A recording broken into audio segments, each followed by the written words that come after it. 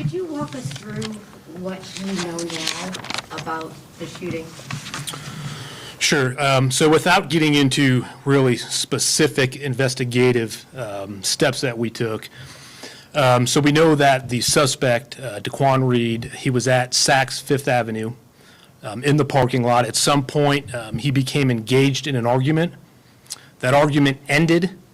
Daquan left the parking lot in a vehicle and, in a senseless act of rage, discharged a firearm out that window, and one of those rounds struck the vehicle that Kennedy was riding in. So you still don't believe that they were intended targets? So we still have, a lot of investigative things that we have to do to get all the answers.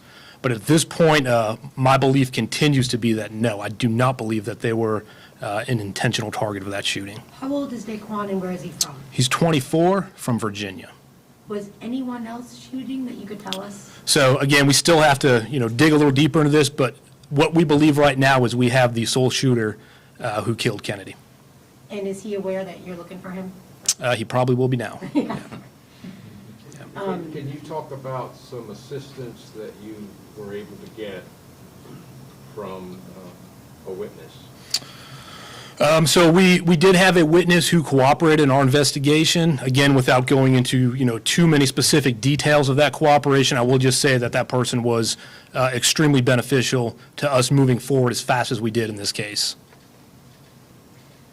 Give people a sense of, I think they know about the Buckhead plan and the plan the mayor just talked about that's forthcoming.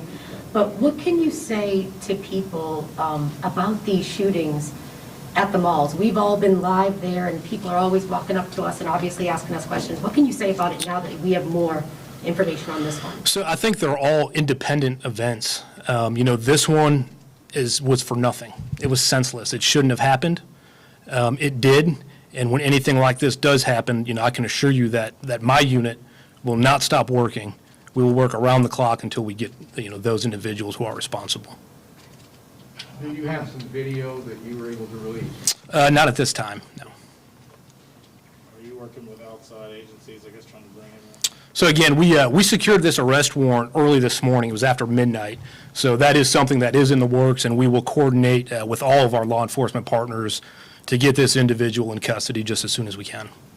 The mayor spoke a little bit about the grandmother and her wishes, and I imagine the whole family wishes that. Can you talk to us about the family's state of mind since, at least we've been giving them? I mean, they're in a state of mind that anyone would expect them to be in. They lost a 7-year-old baby. So you can imagine that it's going to continue to be tough for them.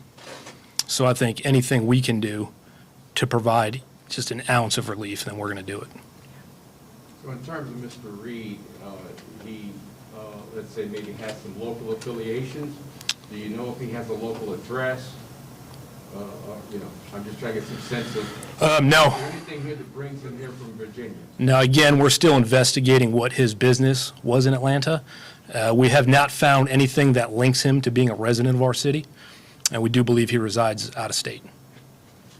My other question was just going to be, does he have any family here? But Again, we're still trying to work that up, and we'll continue to work that with our fugitive unit and all of our federal partners to get him in custody. Is there a picture of him?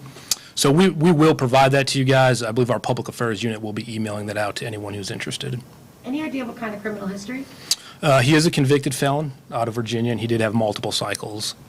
He was convicted on a forgery charge. That's what made him a convicted felon. Thank you.